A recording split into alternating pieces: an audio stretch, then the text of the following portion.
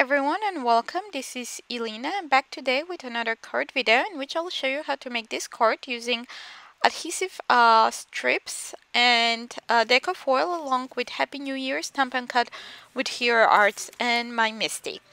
So I'm starting with a panel of white cardstock and I'm using the Be Creative or Scor-Pal tape. I have three different widths, half an inch, quarter of inch and 1/8 inch. And next I'm using removable adhesive to adhere my panel onto MISTI grid paper. I was going to adhere it to the mouse pad, the MISTI mouse pad, the gridded mouse pad, but I didn't want sticky residue being stuck on it. So I'm just doing the grid paper and then I'll cut the ends off of the tape when I'm done. So I'm just positioning those randomly. I'm using the grid paper so I can position those strips of tape parallel to each other. So now I'm done. I'm just trimming the ends on both sides. So here I have my tape and now I'll start removing one strip of tape at a time, and I'm starting with the widest and I'm applying some Deco thermal web foil. So I'm just going one strip at a time. I'm starting with the copper. So my widest strips will be copper and then I'll go with the silver and the gold. So I have three of the widest strips. Next I'm going with the quarter of inch strip and I'm applying the silver. And again, as I said, one strip at a time.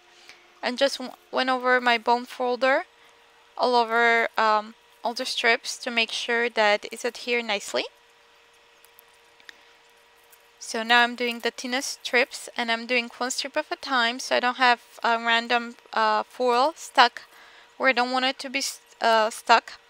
As well, that will save me a lot of the foil.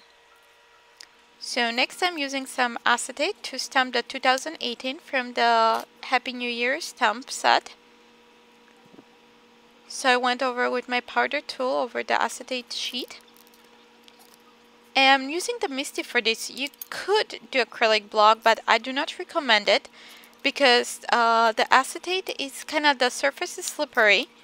So whenever you will stamp with acrylic block, it will slide off and you will get blurry image. This way with the MISTI, I stamp twice to make sure that I have nice coverage and I have nice and crisp image. So using a old paintbrush or makeup brush, I'm just removing the scattered particles of the embossing powder. And then I will heat set the powder. So before you heat set the powder, you make sure that your heat tool is nicely heat up so you don't cause warping of the acetate. Next I'm gonna stamp some more images onto the acetate sheet. I'm just doing some stars and like some fireworks. Again, I'm going over it with the embossing powder tool. So I position those and again I'm using the Versamark to stamp, and I think I had pretty good coverage for those, so I'll just apply the gold embossing powder from Hero Arts. Kind of flick the excess, and then again heat set it, making sure that my heat tool is nicely heat up before I apply to the embossing powder. Next I'm going to use this Circle Infinity die to just help position where I want the other two stars to go, because we're gonna create a shaker card and I'll be using that one for the window. So I'm repeating the process, applying the embossing powder, removing the excess and heat setting it. So I think I have that done. I use some fiber cloth to remove the powder from the powder embossing tool. And next, using that same die, I will cut a window onto my panel that we previously applied the foil. So in order to get more burnished image to the foil, I run it, after I die cut it, I run it through my die cutting machine again with a piece of paper on top, piece of cardstock, so that caused that not very shiny but like burnished looking image. Not image but background, like foil. So next I'm using some sticky strip. I trimmed my acetate to fit into the back of my panel, and I trim as well the panel to 4 by 5¼ inches.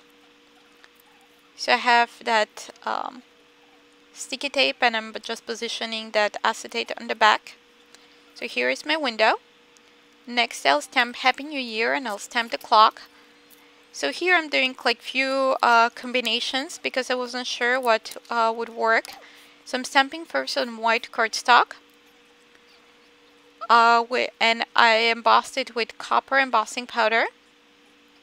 And then I'll do the black cardstock and stamping again with Versamark. I'm just here lining up the Happy New Year because there are 3 different separate stamps. So I'll just put the clock and stamp with Versamark, and then as I said, I'll emboss with copper embossing powder.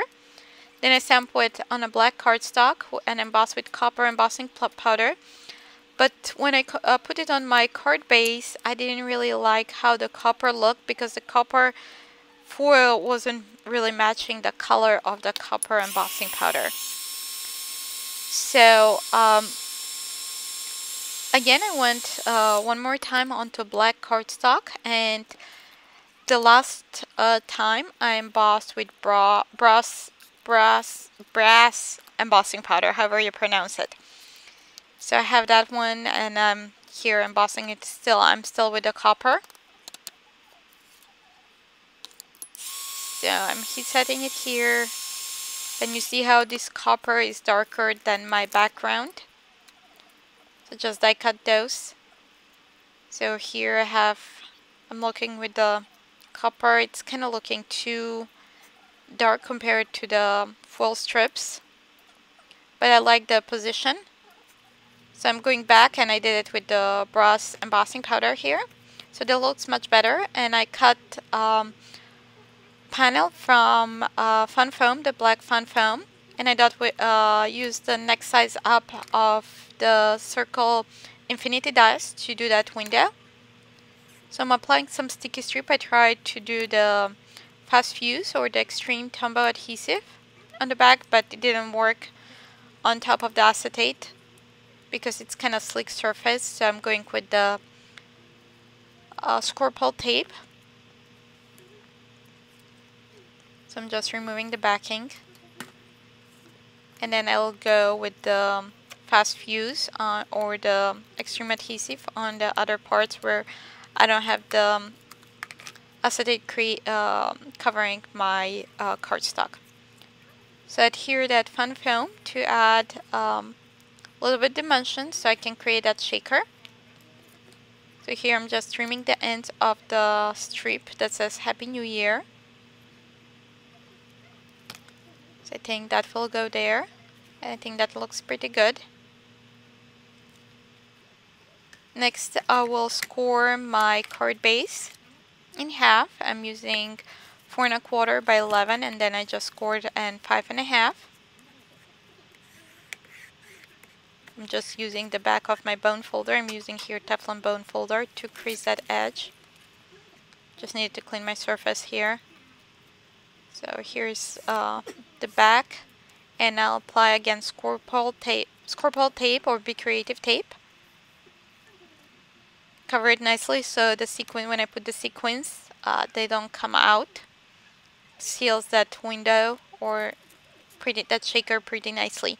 So after you adhere it to the back of your card base, you'll need to press it a little bit to make sure that it's nicely sealed. I forgot to press it, so when I shook it, a couple sequins came out, but after that I pressed it, so it got sealed pretty nicely.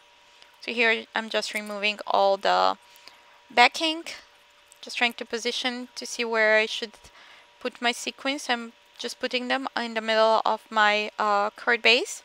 I'm using black cardstock for my card base, so making sure everything is positioned there. So you saw there, like there my couple sequins came out.